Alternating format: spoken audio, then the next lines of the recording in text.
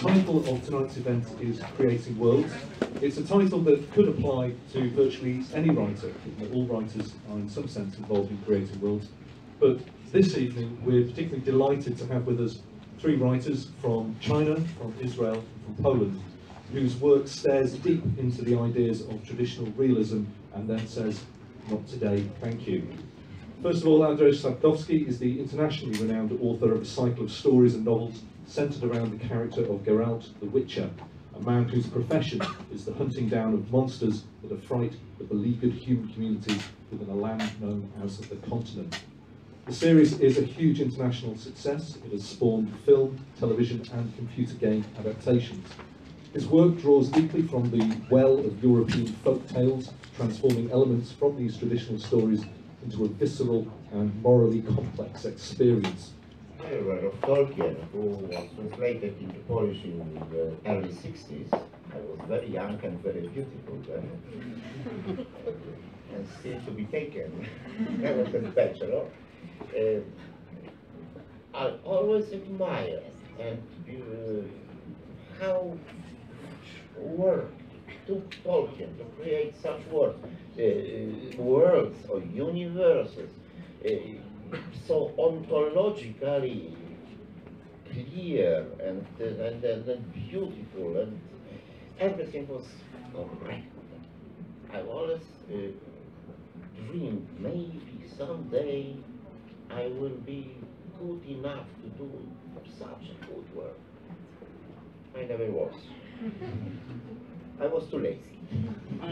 For me, the plot was more important than the universe. You know, in Poland and on the people's fairs, there is some thing which is a great wheel, and on this wheel there are depicted mountains, forests, castles, gorges, you name it.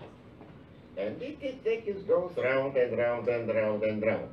And the guy will stay immobile, and you have the impression that he's traveling through these gorges, forests, mountains, castles, and so on. But he's immobile.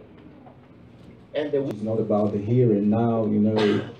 And so when the book came out, we didn't really know what the reaction was going to be like. And so as far as the publishing world back home was concerned, it was kind of a novelty to them. It wasn't a novelty to me or to readers of fiction. And I keep saying that my genre is fiction, not science fiction or fantasy. Although when the book came out in the US, someone wrote something very nice. He said that it's a science fiction book for non-science fiction readers, which is, I think you understand what he meant by it. You like that?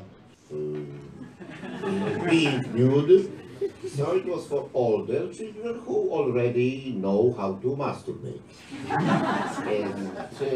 And then for the older people who cannot cope with the reality, the outcasts, the cretins, the idiots who cannot live in the real world, so they must divulge in the fantasy world with text. It was like this.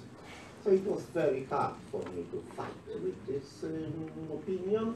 Really, believe me, very, very hard. It took a lot of time to do what I've done. So simple. So my debut, my first novel, short story, got a third prize in the literary competition, not because it was so bad that it was worse than the first and the second one, no, because it was fantasy. It was like this. But it took some time, and right now it's we can live. But then there were the translations, and here the problem was even huger.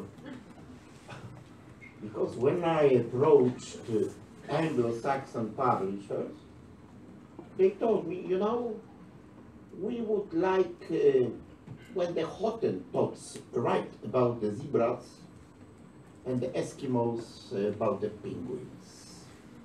But you are Polish, write about Lech Walesa and fuck off.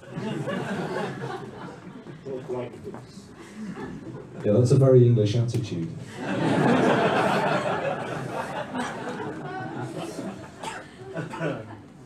You talk about a sense of fight there. Do you think that that fight has been won? Because I think so much of what's popular for readers around the world today, particularly in the last 20 years, are books that challenge traditional realism. Are you winning the fight? The drop destroys the rock. Be patient. Okay. Well, Andrzej, can I stick with you to ask you a couple of questions, particularly about your series based on the character of The Witcher. First of all, are you happy with that translation, The Witcher? Because I believe there's an alternative, The Hexer. Which do you prefer? Well, I suggested The Hexer to the translator, myself, because it is deeply rooted in the, let's say, legendary background. I like The Hexer. The Hexer is the guy who uses hexes. Hex is a magical sign, either made by the head, or using, for example, branches. But they have chosen The Witcher, maybe not so bad, because in Polish language, Wiedźmin was a neologism. It is a word that I have invented. I have all the rights to Wiedźmin, the same as Tolkien had the rights for Hobbit. Absolutely the same. And some translators just tried to invent a neologism in their own language, but not in English, because in English the Witcher exists in dictionaries. It's just the male of the witch. So, but you know, I cannot fight such thing, because nobody asks the author to correct the translation. Nobody. It is practically non-existent. That's the same experience that the gentleman has had as well. You know, the relation is, who's the one? Nothing. Nobody. He's an author. But you've created a vast world now. I mean, it covers so many, not just the novels, but the stories as well. You filled out events before, events later. Have you reached the point of feeling that that world has got a life of its own now? To some extent, yes. To some extent, yes. It's already an element of the culture. We cannot deny it. But still, there is only one original Witcher, mine. No adaptation can pretend to be something which is the next thing, the sequel, the prequel. Absolutely not. I do not agree with such a thing. But fantasy and science fiction audiences often are much more invested in what they read and want to take control and create adventures for those characters. Are you happy with that? Fans are entitled to anything because they are fans. So if a fan wanted to write their own and publish their own version of a story set in the continent, you'd be okay with that? Oh, if he pays me my money. That's fair enough. Yes, that's fair enough. In your books, in successive chapters, the monsters frankly, they get worse and worse and worse. They're more terrifying as each chapter goes by. But are the worst monsters in your books the human beings? You know, the reader is sitting by the heating device. It is very, very comfortable. Drinks beer or something even stronger, or hot milk, maybe. And he's reading about the monster. The monster has 11 fangs and 12 claws.